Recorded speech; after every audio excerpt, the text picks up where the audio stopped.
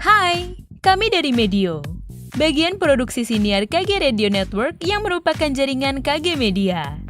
Kami percaya pada kekuatan narasi dan personalisasi audio dalam membangun imaji. Melalui dialog inspiratif dan imajinatif dengan beragam topik, Medio memberikan kontrol ke kamu agar tetap produktif sambil membangun koneksi yang nyata. Medio, teman kamu bertumbuh cerdas tanpa batas.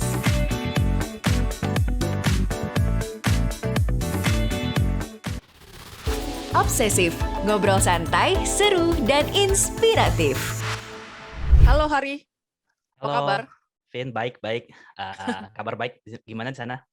Kabar baik, alhamdulillah sehat-sehat juga. Sehat-sehat di sana? Amin, sehat-sehat. Masa-masa terburuk pandemi udah lewat, Oke, good, sounds good. vaksin aman, statistik ini juga udah lumayan stabil, jadi overall aman sih. Udah siap untuk menyambut liburan Nataru ya, Natal Tahun Baru. Wah, iya. Nice, seru kali ya di sana ya Nataru ya? Ya, lumayan heboh lah, salah satu Main heboh ya? inian liburan major holiday-nya kan. Oke, jadi mood-moodnya ini udah masuk-masuk Iya, liburan benar nih ya? udah festif banget deh. Udah Apalagi kan festif kemarin banget ya? habis Melbourne itu kan lumayan ini ya, kota dengan lockdown paling ketat di dunia. Kayak Oh, total I total see. lockdown terpanjang. Jadi Oke. ini begitu udah agak aman, kayaknya semua orang udah nggak sabar gitu, pengen seneng-seneng dikit gitu setelah Iya, dikurung iya sih. berbulan-bulan. Pasti capek juga ya, isolasi dan Yes, segala ya? capek banget. Awal-awal tahun tuh wah. Soalnya dia up and down, dia Ya. bisa lockdown total, kemudian dilonggarin terus lockdown lagi dan segala macam. Dan I lockdown-nya see. benar-benar ketat. Nggak bisa keluar lebih dari 5 kilo dari rumah dan sebagainya gitu. Oh, Lumayan deh. bener-bener ketat ya? Mhm. Oke. Jadi mungkin buat pendengar obsesif, teman-teman obsesif yang belum kenal Hari nih, mungkin bisa kenalan dulu kali ya, kesibukannya ngapain, terus what you're doing right now. Oke, baik buat teman-teman pendengar, nama aku Hari, Hari Febrian. Jadi di sini di Melbourne, Australia sedang melanjutkan studi S3 gitu ya, dengan fokusnya di digital communications, dan ini udah tahun-tahun terakhir, semester-semester terakhir. Selain studi S3 di sini juga kerja sebagai pengajar paruh waktu, juga terlibat beberapa riset ya, kebanyakan riset soal digital media sih. Terakhir ini aku sedang riset soal penggunaan media digital oleh orang-orang tua di Oh, Melbourne, terutama di masa pandemi gitu. Jadi bagaimana itu merubah atau mempengaruhi habit mereka, atau kita pengen mengerti lah bagaimana sih orang tua itu memanfaatkan media digital, karena biasa kan kita kalau ngomong media digital anak muda banget ini, kadang-kadang orang tua agak terlupakan. Di luar itu, ya itu sih kurang lebih. Di Indonesia kadang-kadang juga ngisi beberapa kuliah tamu dan sebagainya. Jadi kehidupannya masih seputar-seputar dunia akademik. Sebelumnya aku jadi dosen di Indonesia dan sebelumnya juga kerja jadi wartawan. Itu sih sedikit latar belakang aku. oke. Wartawan di mana? Sempet di kompas.com, Oh, sempet oke. lama di Kontan, wartawan ekonomi. Oh gitu. Heeh. Oke. Berarti bahasnya spesifikasi apa kalau di konten? Oh, di Kontan diputer, tapi yang paling berkesan sih waktu mulai masuk ke investment ya. Oke. Sekarang kan hype banget. Ya. Sama dulu tuh dari yang benci ekonomi gitu kan, kita kan anak-anak komunikasi, waduh ketemu angka, ketemu Mm-mm. persentase, awalnya dari nggak suka, tapi sampai lama-lama merasa literasi finansialnya jadi kebangun gitu. Jadi lebih ngerti soal investasi, personal finance, saham dan sebagainya. Seru sih itu dulu. Oke. Berarti abis itu langsung balik ke Melbourne. Abis itu dapat kesempatan S2, jadi Oke. dapat kesempatan beasiswa S2 di Taiwan, ambil master di bidang jurnalisme juga gitu ya. Dan kemudian pulang ke Indonesia mengabdi jadi dosen, mungkin sekitar 4-5 tahun. Kemudian dapat kesempatan beasiswa lagi untuk studi S3 nih di Australia. Oh wow, beasiswa dari mana? Kalau yang Australia dari Australia Awards, jadi pemerintah Australia dan Mm-mm. Indonesia ya. Oh, bukan Gitu. si. Jadi Oke. AusAid ya dulu. Sekarang Aus Aid AAS ya? ya, Australia Award AAS. Scholarship. Oh, I see. Oke, oke. Oh, dia sampai S3 ya? Sampai HAS itu? S3. Tapi emang porsi S3-nya lebih dikit, 30% lah. Kayaknya less than 30% deh. Kayak 70% itu buat S2. Oke, oke. Oke. Wow, oke, kita kan thank you for the background ya. Ya cukup beragam ya, dari jurnalis, terus kemudian komunikasi, terus kemudian dosen, dan sekarang lagi menyelesaikan PhD candidate di University RMIT ya. Ya, RMIT. Oke, RMIT. Oke, mungkin kita akan ngobrol-ngobrol sedikit seperti yang sudah diprolog. Kita akan ngobrol dikit mengenai komunikasi nih, terutama mungkin nanti kita konteksnya akan lebih sedikit mengerucut ke digital medium. Nah, cuman before we go through that, bagi teman-teman obsesif yang mungkin masih belum terlalu ngeh sebenarnya komunikasi itu apa sih artinya gitu. Komunikasi yang dari bahasa Latin komunis dan komunikasio ini sebenarnya pengertiannya tuh apa sih? Yang definisi yang paling benernya gitu ibaratnya. Yes, thank you. Ini kayak pertanyaan yang penting banget ya buat teman-teman juga, karena aku pikir komunikasi itu sering banget disalahpahami gitu Ya, sebagai benar. sebuah proses yang ngomong aja. Komunikasi itu kan ngomong gitu. Benar. Kenapa sih bisa sampai perlu dipelajari gitu? Tapi sebetulnya kalau kita bicara definisi akademiknya itu banyak sekali tuh, ada ratusan definisi dari komunikasi. Tapi biasanya itu jatuh pada dua tema besar. Pertama, komunikasi itu adalah sebuah tema yang fokus pada proses penyampaian pesan. Biasanya kita sering dengar nih, who says what, in which channel, to whom, and with what effect gitu ya. Fokusnya pada proses gimana sih kita bisa menyampaikan pesan dengan baik. Itu biasa satu definisi umum yang sering kita dengar. Tapi sebetulnya ada definisi lain juga gitu, yang fokus bukan pada proses penciptaannya saja, bagaimana sih kita bisa ngomongnya bagus gitu, bukan hanya di situ, tapi fokus pada proses penciptaan pemaknaan bersama gitu, mutual understanding. Nah, kalau aku boleh milih gitu ya, dari sekitar ratusan definisi komunikasi yang banyak itu, ada satu definisi dari Joseph De Vito, ini salah satu pakar komunikasi yang banyak sekali dibaca gitu ya. Dia starting-nya sama, komunikasi itu apa sih? Itu sebuah proses gitu ya, proses penyampaian dan penerimaan pesan. Tapi dia ada tambahan-tambahan elemen yang penting dan menurut aku kadang kita sering lupakan. Jadi ini bukan cuma menerima, bukan komunikasi itu bukan hanya kita tahu kita mengirim dan menerima pesan, tapi kita menyadari kalau dalam proses pengiriman dan penerimaan pesan itu akan ada distorsi. Distorsi dari yang kita sebut sebagai noise.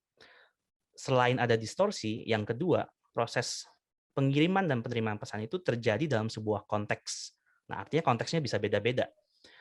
Kemudian proses pengiriman dan penerimaan pesan itu akan punya dampak tertentu, ada efek. Kemudian ini juga kita sering lupa. Proses komunikasi itu harus menyediakan kesempatan untuk feedback atau umpan balik gitu ya. Jadi komunikasi apa sih? Oke, komunikasi itu adalah proses penyampaian dan penerimaan pesan. Tapi jangan lupa ada elemen-elemen lain yang membuat komunikasi itu lebih kompleks.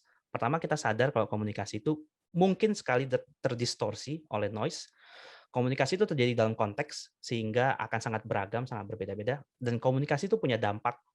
Dan kita harus ingat kalau komunikasi itu bukan hanya soal kita menyampaikan pesan, tapi kita juga harus menyediakan kesempatan untuk kita menerima feedback dari lawan komunikasi kita gitu. Itu mungkin. Wow, lengkap juga ya. Jadi dari definisi, kemudian penyampaian, pemaknaan, terus kemudian ada elemen. Yeah. Nah, kita mungkin akan ngobrol dikit nih mengenai lebih dalam mengenai distorsi konteks sama dampak. Sebenarnya dari ketiga dinamika ini sebenarnya yang paling krusial tuh sebenarnya apa sih untuk mencapai ke pemahaman itu? Paling nggak apanya dulu yang harus disepakati gitu antara pihak yang penerima dan pihak yang memberikan komunikasinya gitu. Oke, aku mungkin pendekatannya gini ya. Biasanya ketika kita berkomunikasi atau kita mau menciptakan proses komunikasi yang lebih baik, banyak fokus itu di kitanya. Kita sebagai subjek. Misalnya ya, bagaimana sih saya mungkin bisa memilih kata-kata yang lebih baik gitu. Bagaimana sih misalnya saya mungkin mengurangi nya gitu. Itu hal-hal yang penting. Itu betul. Itu hal-hal yang penting dan Itu juga perlu dipelajari gitu. Tapi kadang-kadang dari pengamatan saya yang sering terlupakan itu adalah aspek audiensnya. Jadi kita Hmm. kadang-kadang sering fokus pada diri kita yang sekali lagi itu nggak salah, itu juga penting. Tapi yang menurut saya juga nggak boleh sampai kita lupakan adalah proses komunikasi itu selalu melibatkan orang lain biasanya. Kita ada proses Ya. komunikasi intrapersonal dengan diri kita sendiri. Tapi secara umum, ketika kita bicara komunikasi, biasanya itu pasti melibatkan audiens atau orang lain. Audiensnya ini bisa satu orang, bisa teman kita, bisa rekan kerja, bisa bos, bisa meeting dengan puluhan orang, bisa public speaking dengan ratusan orang, bisa siaran podcast yang mungkin didengar ratusan ribu atau jutaan orang. Jadi, menurut saya salah satu hal yang kadang-kadang kita sering lupa itu adalah proses memahami audiensnya. Siapa sih lawan bicara kita? Itu kadang-kadang kita lupakan. Karena tadi kalau kita kembali ke definisinya, proses komunikasi itu kan ketika kita bicara dengan orang lain, kita bicara dalam konteks. Konteksnya saya dan konteksnya orang lain berbeda. Konteksnya A dan B juga berbeda. Jadi ini memerlukan kelincahan gitu ya untuk Ya. kita bisa memahami siapa sih lawan bicara kita sehingga kita bisa tadi mengurangi atau meminimalisir resiko-resiko untuk terjadinya kesalahpahaman gitu. Oke. Ya, understanding audience tuh penting Ya, banget ya. Kayak misalnya ya. saat kita dalam konteks organisasi gitu ya, Mm-mm. berbicara dengan tim dan berbicara dengan Yes. stakeholders itu ada dua hal yang berbeda gitu. Kita nggak bisa seterbuka dan transparan. Ya kadang-kadang kalau di tim kan kita bisa ada war room ya. Jadi satu ide dikeroyok gitu, teman-teman semua terbuka. Tapi kalau berkomunikasi dengan stakeholder mungkin it's a different kind of battle ya. Ya, jadi seninya sendiri gitu memahami Ya, ya. audiens. Tapi ada Dan cara, sorry ya. kenapa? Oh, ya Gimana? apa silakan lanjut. Maksudnya ada cara yang praktis nggak sih sebenarnya bukan instan ya, tapi cara yang praktis untuk bisa memahami karakteristik audiens di mana kita berada. Gitu kan akhirnya konteks ya. Ada nggak cara praktisnya? Oke. Kalau aku startnya tuh adalah memahami konteks kita masing-masing ya. Misalnya kalau tadi kita bicara dalam konteks lingkungan kerja gitu. Untuk bisa menciptakan proses komunikasi yang baik itu bukan saat kita sudah berkomunikasi, tapi justru sebelumnya gitu. Bayangkan komunikasi itu seperti kita menanam pohon. Gitu. Saya lagi tanam pohon tomat nih di rumah dan itu berbuah dan saya senang gitu. Ya. Ibaratnya komunikasi yang baik itu adalah pohon tomat yang berbuah gitu.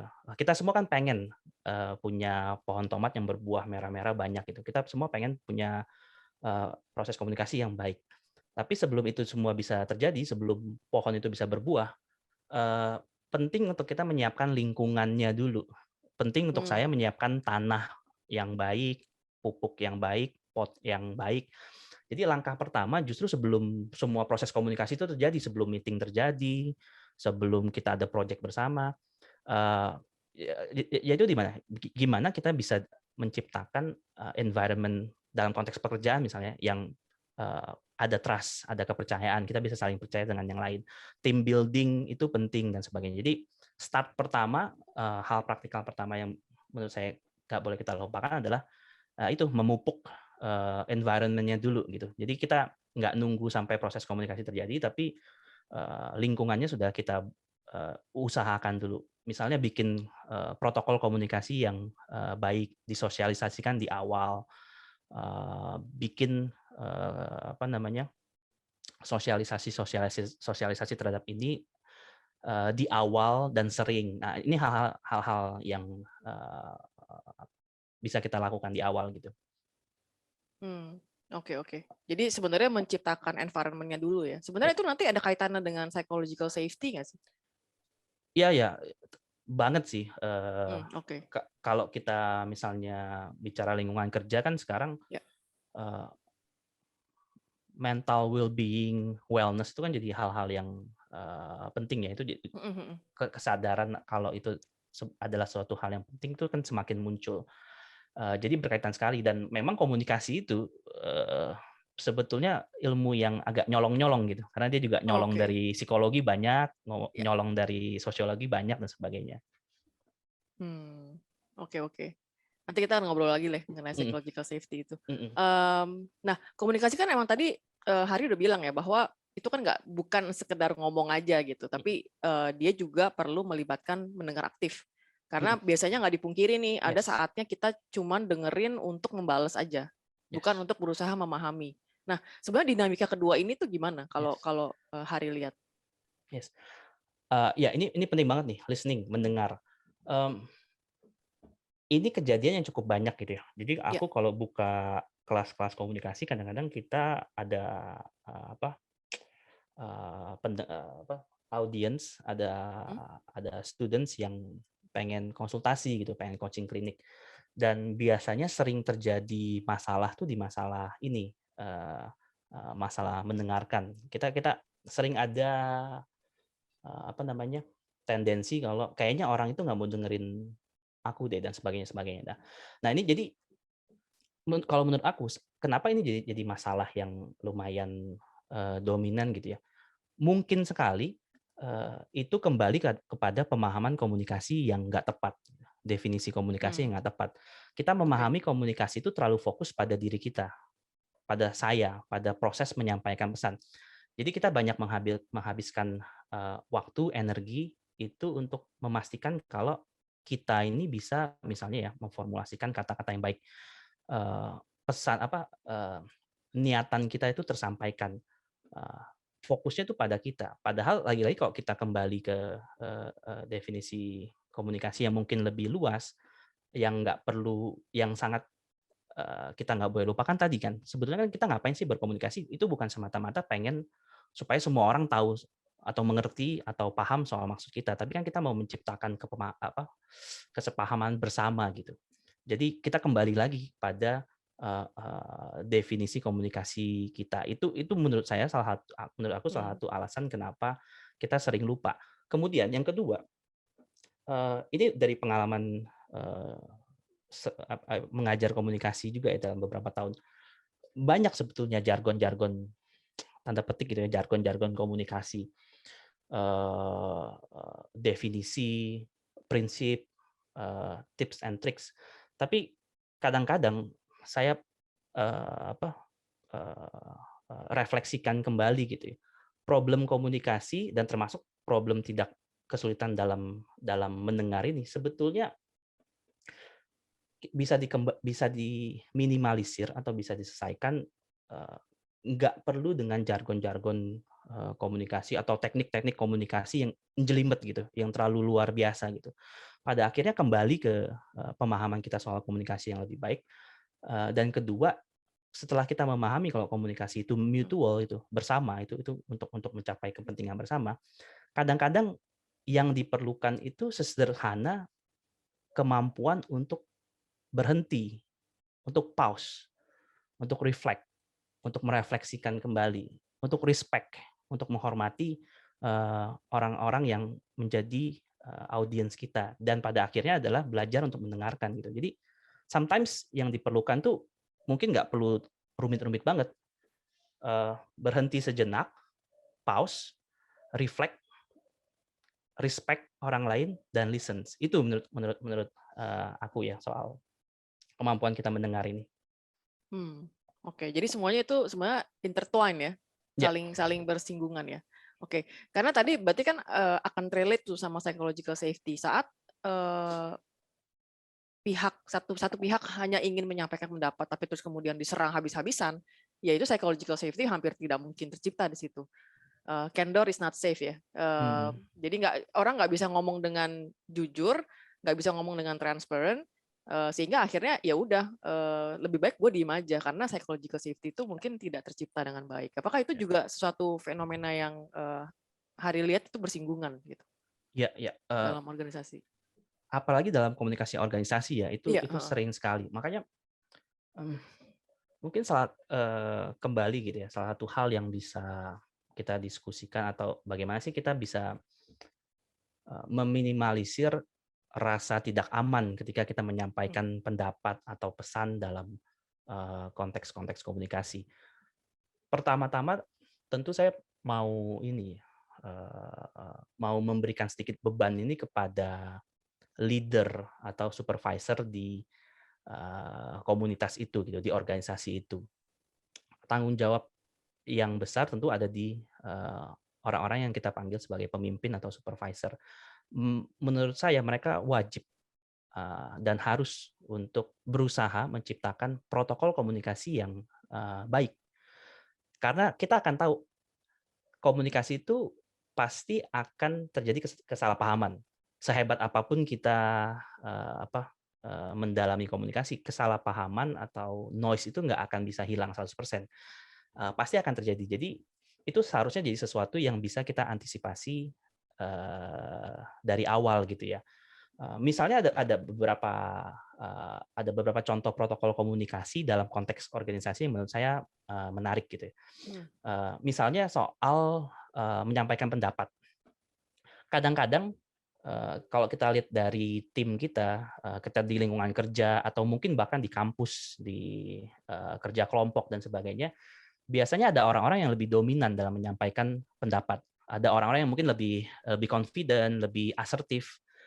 Sedangkan satu sisi ada orang-orang yang mungkin lebih sungkan, lebih pemalu dalam menyampaikan pendapatnya. Nah, kalau kita tahu ada situasi seperti ini, salah satu protokol komunikasi yang baik yang bisa kita pakai untuk meminimalisir gap gitu ya antara orang yang mungkin terlalu dominan dengan orang-orang yang mungkin punya ide-ide yang baik tapi agak malu atau sungkan. Misalnya kita bisa memberikan protokol sederhana di mana setiap orang itu diwajibkan untuk memberikan pendapat. Jadi kita bisa pakai proses menyampaikan pendapat secara bergiliran. Jadi itu satu hal sederhana yang efektif tuh untuk memastikan kita dapat pendapat dari semua orang. Orang yang mungkin lebih dominan ada tempatnya, tapi tidak terlalu berlebihan. Orang yang mungkin agak sungkan atau pemalu tetap dapat kesempatan. Kemudian yang kedua, dalam konteks komunikasi, protokol komunikasi yang bisa kita lakukan juga gitu ya, agar semua orang merasa punya kesempatan berpendapat dan merasa aman dalam menyampaikan itu. Biasanya masalah yang muncul itu ketika kita mendebatkan satu hal, mendebatkan pro atau kontra satu project gitu ya, atau satu pendekatan. Biasanya ada yang pro dan ada yang kontra. Ya. Ini kadang-kadang bisa bikin kalau kita nggak manage dengan baik. Ini tentu pro dan kontra itu hal yang baik gitu ya. Debat itu hal yang baik. Ide-ide yang tajam itu biasa muncul dari situ. Tapi kalau kita nggak aware atau nggak memanage perdebatan pro dan kontra penyampaian ide dengan baik, kadang-kadang bisa jadi masalah juga dalam konteks komunikasi. Nah, untuk meminimalisir masalah ini misalnya, supaya orang nggak terlalu terpolarisasi gitu ya, oh gue pro pendekatan A, dia pro pendekatan B, nanti jadi personal masalahnya. Untuk meminimalisir itu bisa juga kita melakukan pendekatan di mana setiap orang ketika menyampaikan pendapatnya bukan hanya menyampaikan apa yang dia anggap pasti bisa jadi gitu. Ini jalan paling baik. Tapi bisa juga kita minta semua orang memberikan pro dan kontra dari pendapat dia masing-masing, dari saran dia masing-masing. Jadi ini akan meminimalisir tim yang terbelah gitu. Oh, ada tim yang pro dan ada tim yang kontra. Kalau kita membiasakan setiap orang idenya masing-masing maupun apapun itu idenya, walaupun dia sebetulnya pro, tapi dia juga dibiasakan untuk memikirkan kontra dari ide itu, ini akan lebih meminimalisir kemungkinan terjadinya itu ya, pembagian pengelompokan grup-grupan gitu. Itu juga beberapa hal yang bisa kita buat untuk menimbulkan suasana komunikasi yang lebih aman dan nyaman gitu. Yang ketiga nih teknik yang mungkin kadang-kadang pro dan kontra, tapi saya pikir dalam konteks Indonesia ini mungkin in general ya, konteks Indonesia in general. Tentu saja Indonesia itu sekali lagi perlu ditekankan sangat beragam gitu. Tapi oke lah, in general itu biasanya masalah terjadi ketika pemberian feedback atau umpan balik. Misalnya performa kerja, atau biasa kan kita pasti ada sebuah review gitu ya atas performa kerja kita gitu, atau review terhadap sebuah ide kita. mungkin nggak selalu performa kita tuh baik, performa bawahan kita baik gitu, atau performa rekan kerja kita baik. Mungkin nggak mungkin 100% selalu sempurna, pasti kadang-kadang ada kurangnya. Nah, dalam sebuah organisasi itu kan penting memberikan feedback gitu ya, supaya ke depannya bisa lebih baik. Nah, kadang-kadang proses pemberian feedback ini juga jadi sumber pertikaian nih, sumber kesalahpahaman, Oke. Ya. sumber masalah. Ada beberapa tips juga sih untuk memanage proses pemberian feedback agar itu nggak jadi sebuah hal yang jadi masalah ke depannya. Misalnya yang paling kita umum lakukan itu adalah menyampaikan feedback-nya secara kolektif. Jadi kolektif feedback. Walaupun sebetulnya misalnya itu feedback-nya ditujukan secara spesifik pada saya gitu, pada Hari gitu. Misalnya saya performa saya dalam project ini kurang dalam bagian mengurus relasi dengan klien gitu. Jadi kolektif feedback itu seperti apa? Jadi alih-alih secara spesifik menyatakan, Hari, kamu kurang loh soal ini. Mungkin ada baiknya juga, dan ini akan sangat tergantung pada situasi dari tim itu gitu ya. Feedback-nya itu kita sampaikan secara kolektif. Artinya bukan Harinya, tapi kitanya sebagai tim. Kita address masalahnya. Kita sebagai tim agak kurang bagus nih dalam soal sales. Jadi tapi secara tidak langsung sebetulnya kita pasti memahami siapa yang mungkin bertanggung jawab pada sales gitu ya, tapi kolektif. Tapi again ini betul-betul perlu sangat sensitif terhadap konteks timnya masing-masing gitu ya. Atau juga positive framing gitu. Ini kelihatannya performa marketing kita sudah bagus nih, tapi mungkin performa sales kita perlu ditingkatkan. Jadi tidak hanya mungkin feedback yang negatif, tapi kita bisa mencoba memframe-nya secara lebih positif. Tentu ada hal-hal yang lebih baik tadi, mungkin marketingnya sudah bagus atau promosinya sudah bagus, tapi kita perlu improve di bagian tadi relasi dengan klien dan segala macam. Jadi positive framing juga bisa jadi satu cara supaya proses memberikan feedback atau review itu jadi lebih aman dan nyaman gitu ya. Ya. Wow, oke. Ekstensif nih penjelasannya. Jadi protokolnya dulu ya yang harus disiapkan. Ya, protokol itu penting. Jangan tunggu biasanya masalahnya komunikasi itu orangnya udah berantem nih. Udah salah paham nih. Kalau kita tahu kalau hal yang bisa salah pasti akan salah gitu. Itu udah rumus kehidupan gitu. Kalau sesuatu bisa salah pasti salah.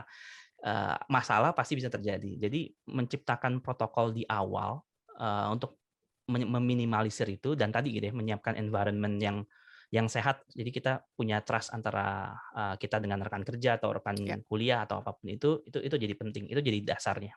Jadi tanah dan pupuknya. Ya. Dan benar-benar sih setiap orang harus punya kesempatan untuk menyampaikan feedback ya. Karena ini juga dibahas di bukunya Susan Cain yang introvert. Ya, dia bilang ya udah saatnya ya stop kali ya orang-orang yang leader-leader yang melihat orang-orang yang ekstrovert tuh lebih wow gitu. Karena dia ekstrovert aja, padahal kerjanya juga belum tentu bagus. Sementara yang introvert karena dia diam aja di rapat, kesannya dia kayak nggak bisa kerja gitu. Jadi ya itu tuh kayak ini ya, bersinggungan. Dan pemberian feedback ya berarti ya. Ya karena komunikasi emang ya harus ada feedbacknya ya. Kalau nggak ada, kesannya jadi ya berarti kan there's something wrong nih kalau misalnya lu sampai silence ataupun nggak ada ruang aman untuk memberikan pendapat lu sendiri. Betul. Gitu. Oke. Terus kemudian kita coba akan bahas kemudian dengan komunikasi dalam era digital ya. Pandemi ini kan sebenarnya sangat merubah kita merubah kebiasaan kita untuk berkomunikasi dari yang online, dari yang daring, dari yang luring, kemudian menjadi daring gitu, karena for health reason lah ya. Dan ini kan sebenarnya kan ada inhibisi yang tidak bisa smooth kalau kita misalnya membangun koneksi nyata di ketemu dengan face to face gitu.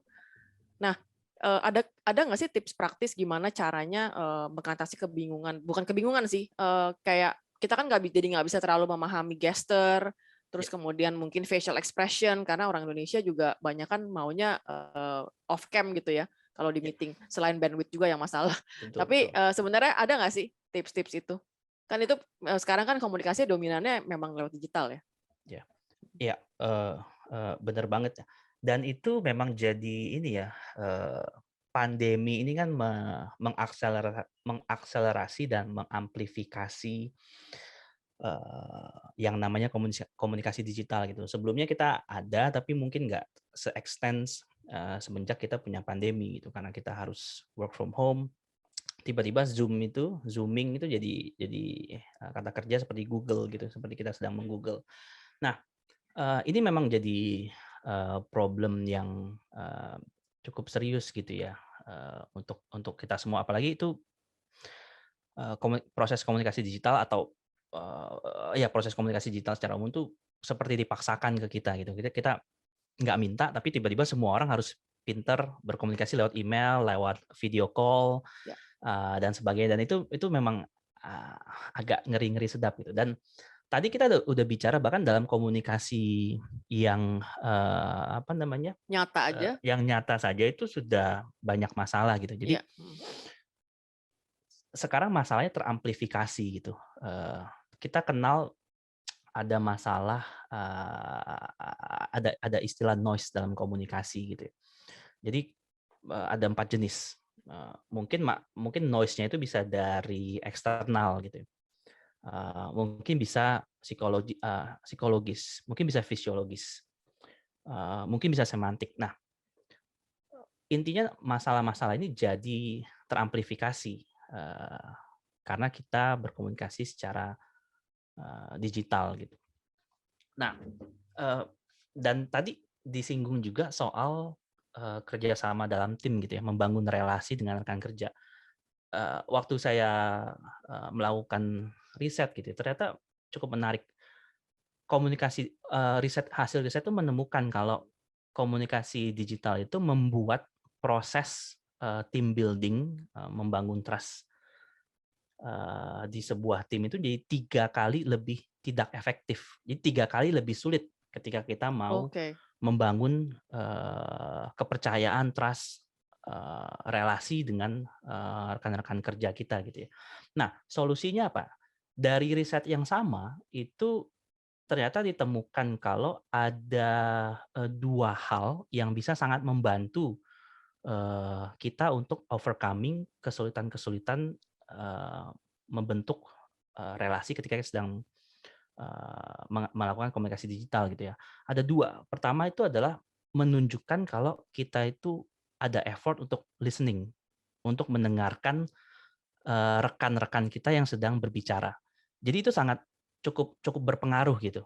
Yang kedua, menunjukkan kalau kita punya effort untuk berfokus pada clue-clue nonverbal. Nah, clue-clue nonverbal ini jadi penting karena komunikasi itu 60-80% itu ternyata nonverbal, bukan apa yang kita ucapkan tapi ekspresi wajah kita, senyum kita, gestur tangan kita dan sebagainya gitu. Jadi penelitian yang sama itu menunjukkan kalau kita fokus pada 2 hal ini, menunjukkan usaha kita dalam mendengarkan rekan kita, kemudian menunjukkan usaha kalau kita mau memahami gestur-gestur nonverbal mereka, ini bisa membantu meminimalisir tadi ya kesulitan dalam membangun relasi di komunikasi digital. Kemudian ada beberapa tips singkat juga gitu, karena kan komunikasi digital biasanya kita bagi dalam 2 tema besar. Komunikasi yang tertulis via email ataupun aplikasi-aplikasi messenger, dan yang kedua biasanya melalui video conference call seperti Zoom yang banyak kita lakukan. Nah, kadang-kadang untuk komunikasi tertulis juga ada beberapa hal yang kita bisa bisa kita kembangkan dengan lebih baik gitu ya. Misalnya penggunaan emoji sekarang tuh jadi satu hal yang mungkin perlu dipertimbangkan. Ini mungkin bagi sebagian orang masih agak aneh ya, emoji, apakah emoji itu pas untuk situasi yang formal dan sebagainya. Tapi poinnya adalah kita kenapa emoji, dan bukan hanya emoji, tapi poinnya adalah kita perlu mempersiapkan komunikasi tertulis kita tuh secara lebih hati-hati dan lebih akurat gitu. Kita perlu menyampaikan maksud dan meng-convey emosi kita dengan lebih baik dalam proses tertulis. Misalnya gini, kalau dalam email, apakah kita menggunakan simple hello di awal atau enggak gitu, langsung straight to the point, itu akan memberikan reaksi yang berbeda gitu. Itu bisa ditafsirkan secara berbeda. Jadi kita perlu mempertimbangkan apakah kita perlu greetings, kita perlu sambutan yang lebih warm, lebih informal. Ketika kita menutup email misalnya, apakah kita perlu memberikan ucapan terima kasih yang lebih antusias atau kita mengucapkan salam yang lebih formal. Hal-hal seperti ini perlu dipertimbangkan. Kemudian biasa timing juga jadi hal yang penting. Ketika kita berkorespondensi lewat email atau aplikasi percakapan, timing kita membalas itu juga jadi hal yang akan mempengaruhi persepsi dari lawan bicara kita.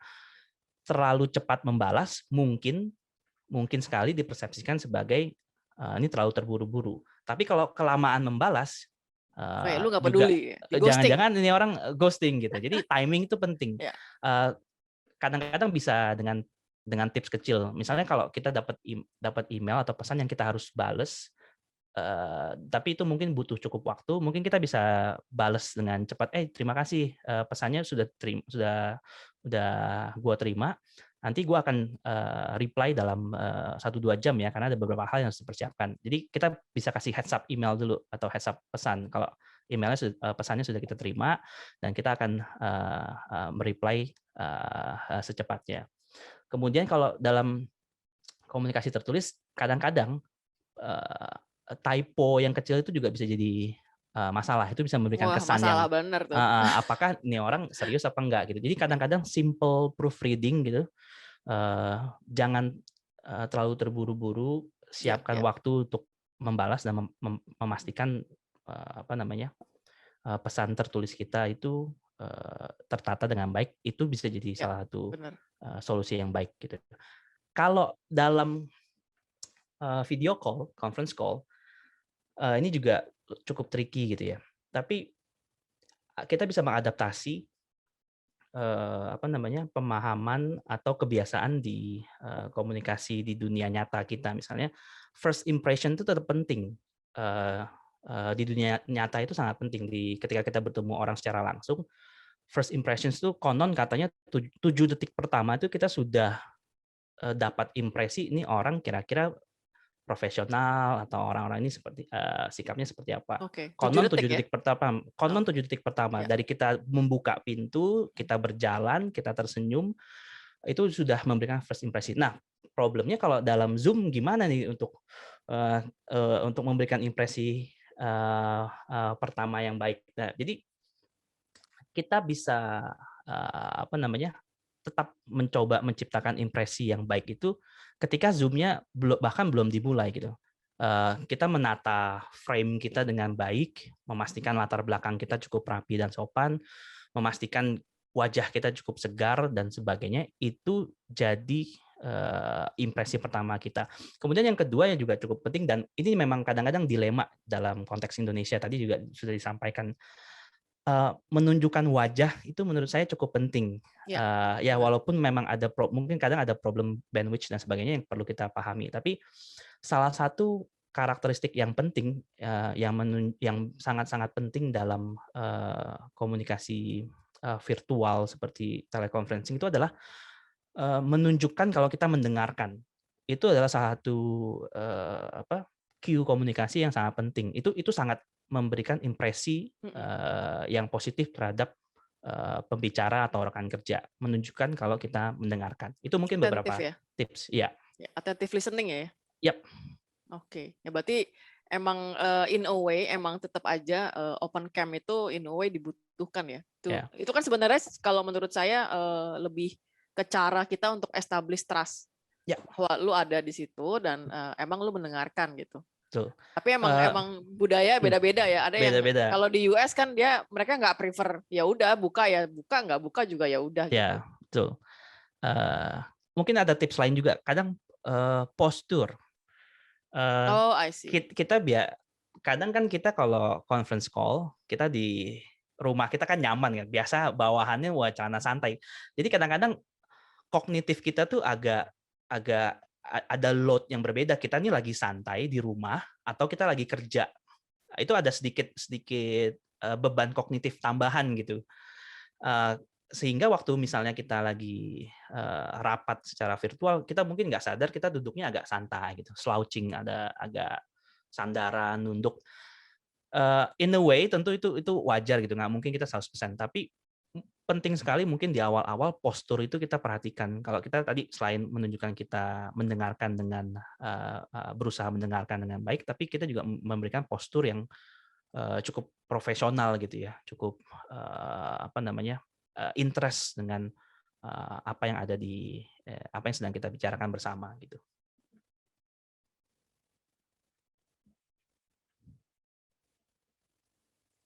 Oke, tips yang menarik ya. Kita udah nggak berasa nih, udah 40 menit. Mungkin agak saya percepat dikit. Nah, Ya. based on surveinya Kominfo di 2020 kan tentang literasi digital Indonesia, terus ternyata dalam aspek komunikasi dan kolaborasi itu sebenarnya masih berada dalam indeks yang cukup ya, 3,38. Nah, sebenarnya dalam kaitannya dengan misalnya communication digital dan ethics untuk orang-orang Indonesia gitu ya, based on di survei, sebenarnya bagaimana Hari melihat data ini bila dihubungkan dengan etika komunikasi netizen Indonesia? Oke. Ini Tadi kita udah ngomong organisasi iya, ya, sekarang kita ngomong social life nih. Wah, ini topik yang menarik sekali karena saya ingat dan mungkin teman-teman pendengar juga pasti beberapa bulan lalu sempat baca gitu ya. Ada beberapa survei yang menunjukkan kalau netizen kita ternyata dianggap salah satu yang paling nggak sopan. Dan ini sebetulnya aneh menurut saya.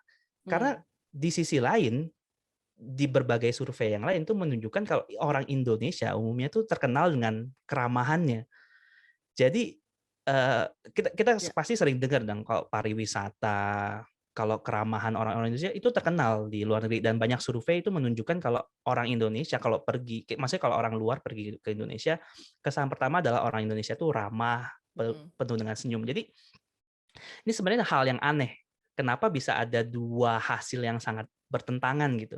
Secara real life orang Indonesia terkenal sangat sopan, ramah, penuh dengan senyum, tapi kok di dunia online terkenal sangat tidak sopan. Kayak antitesis ya. Antitesis ini betul menurut saya aneh sekali. Dan kalau saya boleh usul dari beberapa hal yang saya coba perhatikan, kemungkinan besar problemnya itu ada di distorsi. Jadi distorsi temporal, spasial, nanti akan saya jelaskan, dan sense of private dan public. Jadi gini,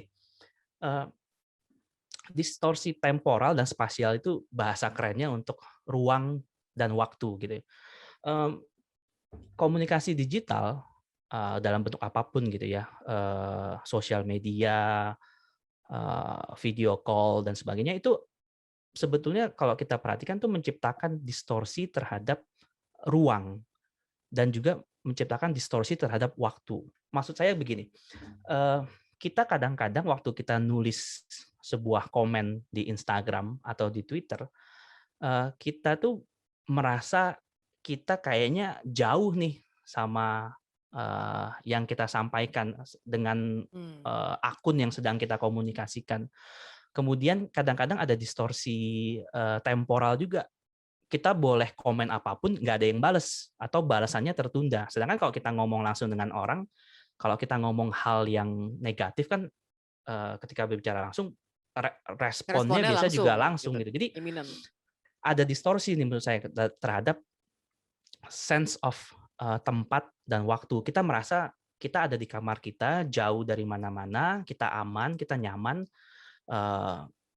nggak ada feedback juga secara langsung biasanya terhadap kita merasa aman. Kemudian ada distorsi terhadap rasa apakah kita sedang bercakap-cakap secara private atau public gitu. Lagi-lagi sosial media kan mengkaburkan garis antara private dan public. Ini Instagram gua kok, suka-suka gua mau komen apa, mau post apa gitu. Tapi problemnya kenyataannya nggak seperti itu gitu, nggak 100% private juga. Jadi menurut saya ini salah satu hal yang yang serius gitu, yang perlu kita semua pahami kalau kalau kita itu mengalami distorsi waktu dan tempat dan distorsi rasa private ataupun public ketika kita berkomunikasi melalui medium-medium digital. Dan ada beberapa hal yang perlu kita sadari mungkin untuk mengurangi gitu ya, mengurangi kecenderungan kita lupa terhadap distorsi ini. Pertama kita tentu saja harus aware dulu nih ada distorsi. Facebook kita atau Instagram kita atau sosial media kita itu nggak bisa 100% private. Itu bagaimanapun juga rananya akan kabur itu private dan public. Kemudian kita harus ingat komunikasi itu sebetulnya salah satu aksiom dasarnya adalah irreversible. Komunikasi itu nggak bisa ditarik kembali gitu. Ketika kita mengetik atau mengucapkan sesuatu itu akan ada terus di sana, apalagi ketika kita bicara medium digital gitu. Digital tracing ya? Iya, irreversible itu seperti ini, seperti pohon, kemudian kita paku gitu. Pakunya bisa kita cabut, tapi bolongnya atau lukanya ada. Kalaupun dia recover juga tetap ada kelihatan jejaknya. Jadi itu aksiom pertama komunikasi yang perlu kita sadari. Mau di dunia digital ataupun dunia sehari-harian kita, komunikasi itu irreversible. Ketika kita sudah menyampaikan sesuatu, kita nggak bisa menarik kemudian menganggap itu nggak ada. Dan terakhir tentu saja komunikasi itu ada konsekuensinya. Ketika kita maku pohon itu, ada lukanya, ada lubangnya. Nah ini penting untuk kita pahami dalam relasi kita maupun dalam etika kita berkomunikasi. Ada konsekuensinya loh dari apapun yang kita sampaikan atau apapun yang kita tulis. Itu sih yang bisa saya sampaikan sedikit. Oke. Panjang ya, panjang lebar ya. Soalnya mungkin kalau saya ngelihat dari fenomena ini sebenarnya ada kenyamanan untuk orang-orang yang tidak dianggap di dunia nyata, mereka menjadi punya ruang di dunia maya gitu. Karena mereka bisa bersembunyi di balik akun-akun anonim, di balik akun-akun yang berfoto K-pop, akunnya belakangnya nomor. Jadi they feel they can be a prosecutor untuk orang-orang yang buat mereka mungkin because they cannot, kalau mau dirunut ke akarnya, because alasan paling utama, misalnya Instagram katakannya ya, itu kan dunia kepalsuan nih katanya, makanya TikTok berjaya gitu. Ya sebenarnya kalau mau dirunut akar permasalahan ya adalah karena mereka tidak merasa mampu to afford their lifestyle misalnya gitu. Jadi sehingga the best thing they can do adalah ya udah gue jadi haters lu aja, karena gue sebenarnya ngiri. Gitu. Jadi kalau mau dirunut ke psychologicalnya, and it's safe for them. Mereka nggak apa-apain ya, kecuali dengan UU ITE ya. Jangan apa-apa dikit undang-undang ITE gitu. Tapi at the end of the day ya semua orang yang katakanlah mungkin ini ada kaitannya juga akhirnya sama kebiasaan masyarakat yang toxic yang nggak disadari gitu. Cancel culture. Kemudian rame-rame bikin pokoknya ini ada satu artis yang tidak sesuai dengan norma sosial atau misalnya ketentuan gitu, melanggar undang-undang dan segala peraturan, tiba-tiba dapat hukuman yang ringan misalnya gitu ya. Wah langsung tuh netizen Indonesia langsung bersatu padu. Wah cancel culture nih, ini orang nih udah nggak ini, jangan brand, jangan pakai lagi ya segala macam gitu. Padahal ya sebenarnya kalau dia jadi orang itu juga mungkin belum tentu bisa juga kayak begitu gitu. Betul. Is it something that you see also? Iya, sosial media gitu ya, itu membangun sebuah desire yang tadi kadang seringkali kita nggak bisa capai. Misalnya tadi ya konten pamer kekayaan atau harta dan sebagainya, itu kan ramai. Pamer porto saham ya. Pamer porto saham. Kita desiring itu, tapi pada saat yang bersamaan kita nggak bisa gitu. Jadi salah satu outletnya yang tadi mungkin komen-komen yang mungkin jadi satu penyaluran gitu, dan diperparah dengan kemungkinan anonimitas gitu ya, yang sebetulnya itu nggak betul-betul anonim gitu. Jadi kalau itu sebetulnya cukup mudah gitu untuk di trace. Jadi kalau ada teman-teman yang berpikir berlindung di balik anonimitas di sosial media atau di dunia digital, sebetulnya itu perasaan aman yang palsu gitu, karena semu ya. jejak digitalnya itu terlalu banyak gitu. Jadi itu memang hal yang sangat rumit, dan Ya. sayang banget sih kalau Dan mungkin pikir perlu karena sesi lain nih kita ngobrol soal itu. iya. Panjang tuh. Oke. Oke. Sip. Mungkin untuk mengakhiri conversation kita yang sangat inspiratif ini, mungkin ada pesan dari Hari nggak untuk anak-anak muda yang mungkin lagi gandrung sama media sosial nih? Ya. Jadi kalau aku ngelihatnya gini ya, itu media sosial dan media digital pada umumnya itu potensinya tuh betul-betul luar biasa gitu. Apalagi untuk teman-teman milenial gitu ya, teman-teman anak-anak muda. Itu banyak banget contoh-contoh kerennya gimana mereka bisa berekspresi lewat media digital, bagaimana mereka bisa create something, dan itu luar biasa gitu. Itu satu hal yang harus kita semua sadari, potensinya luar biasa. Itu harus kita tangkap. Mau relasi, mau karir, mau akademik, medium-medium digital ini dan segala proses komunikasi yang terjadi di dalamnya itu memberikan potensi yang luar biasa untuk teman-teman semua. Tapi tadi kita juga sudah bahas tuh banyak problem-problemnya juga, banyak jurang-jurang yang atau ranjau-ranjau komunikasi yang perlu kita sadari, yang perlu kita agak hati-hati. Jadi saat yang bersamaan manfaatkan, gunakan potensi yang sangat baik, tapi jangan lupa ada jurang-jurang yang berbahaya itu. Tingkatkan literasi digital kita, dan paling penting mungkin juga don't take it for granted gitu ya. Jangan anggap ya begitu saja. Mungkin karena kita banyak yang sudah familiar banget nih dengan sosial media, dengan YouTube, dengan segala potensinya gitu. Padahal itu bukan sesuatu hal yang kecil gitu. Misalnya ada YouTuber subscribernya 10 atau 12 juta orang gitu di Indonesia. Nah itu sebetulnya potensinya tuh luar biasa sekali gitu. Saya dulu kerja waktu studi jurnalistik, tahu tuh salah satu koran dengan opla paling besar kan, misalnya zaman-zaman itu oplanya mungkin 500.000 eksemplar gitu. Kalau 5 orang yang baca mungkin 2 jutaan. Tapi ini kita dengan sebuah klik di HP ataupun di keyboard laptop kita ada potensi mencapai atau menjangkau jutaan orang. Jadi itu hal yang luar biasa. Don't take it for granted. Potensinya dimanfaatkan. Hati-hati dengan jurang-jurangnya. Gitu. Oke, nice. Jadi kalaupun viral ya harapannya sih bisa spreading ya, good viral ya, yang impactful ya buat orang-orang. Oke, thank you banget nih Hari for your time and for your stories ya. Semoga teman-teman obsesif bisa menerapkan dalam kehidupan sehari-hari, karena tadi banyak banget tips-tips praktis yang actually bisa langsung diterapkan dan makin berbijak untuk media sosial. Oke. Terima kasih juga teman-teman obsesif. Iya, thank you banget. Dan mungkin jika teman-teman obsesif ingin tahu lebih banyak dan belajar lebih jauh mengenai komunikasi, bisa langsung cek kelasnya di Ekskul Batch 5. Dan mungkin ketemu dengan Hari. Ya, thank ditunggu. Oke, sip.